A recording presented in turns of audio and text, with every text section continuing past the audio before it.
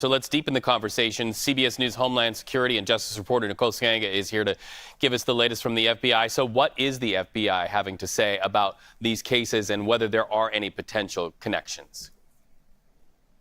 Yeah, Reed, good to be with you. At this point, we heard from FBI Deputy Assistant Director Chris Rea just moments ago during that press conference given on the ground in New Orleans. And he made it clear that at this point, there is no known connection before the events that played out in Las Vegas on New Year's Day. And of course, on Bourbon Street, that vehicle ramming into a crowd of people, killing 14, injuring scores of others. No known connection. Now, obviously, the investigation is still in its very early stages. We're about a day in here. And right now, the FBI running down leads, trying to, determine what. First and foremost, law enforcement officials really awaiting the DNA and the dental records to make that 100% confirmation that the renter of the vehicle, Matt Liebesberg, is in fact the individual who was inside the vehicle when that explosion happened. And from there, they're going to be executing search warrants, finding out more information about that suspect, ruling out any ties, of course, to the situation in New Orleans. But at this point, no connection. All right. And, you speak of Chris Rea there in the news conference he just gave. It was so striking to me for him to talk about the suspect in New Orleans and his online posts that predate this happening. If I am one of the victims' families, I'm wanting to know why weren't eyeballs on this guy? What kind of mechanism are you aware of that the FBI will use to try to track if, in fact, somebody reported seeing these things, maybe through Facebook or any other social media platform, to be able to maybe give some advance notice?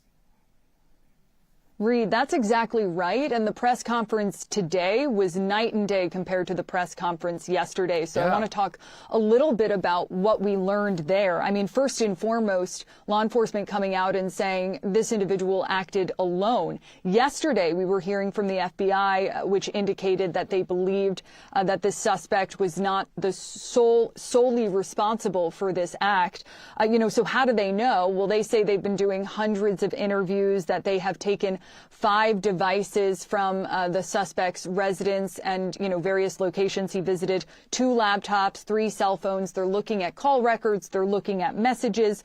To your point, they're not only developing a timeline of what occurred, when the suspect drove from Houston, where he was living, to New Orleans, posting those videos, pledging his allegiance to ISIS, writing on social media, broadcasting on social media what his intentions were. But they're also trying to trace a timeline of radicalization. Was there any travel, that might have pointed, to early signs that this individual might have been directed versus inspired by ISIS?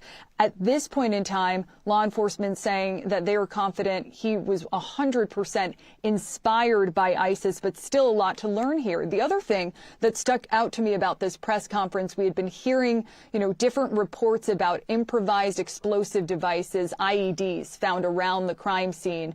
Chris Rea coming out there and saying there were only 2 viable IEDs found around Bourbon Street, one at the intersection of Bourbon and Orleans Street, one just 2 blocks away, and that they were held in coolers, and that law enforcement has now confirmed, looking through surveillance videos, that those coolers, those IEDs, were placed, in fact, by the suspect here, the driver of the truck, and no one else, but that when they were looking over videos, they were watching bystanders interact with some of those coolers, spot them on the street, notice them.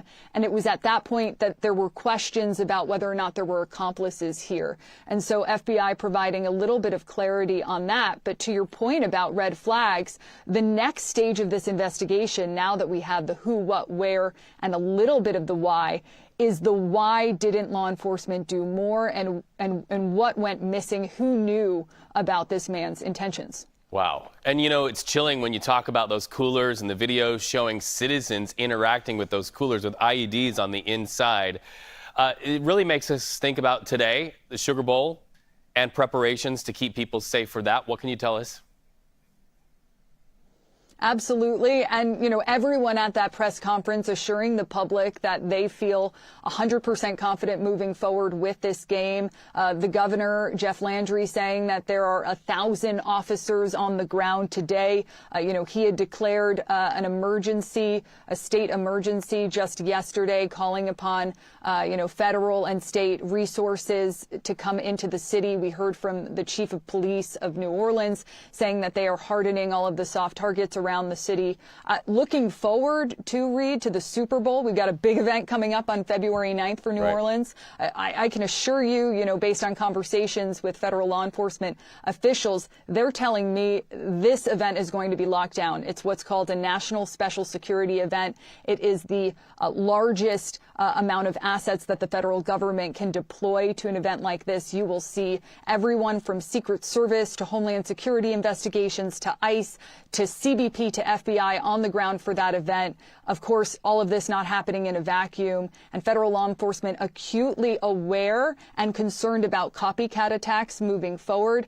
And I suspect that cities are paying attention to what is happening in New Orleans right now and in Las Vegas right now and trying to determine what additional measures need to be taken in order to ensure the public safety.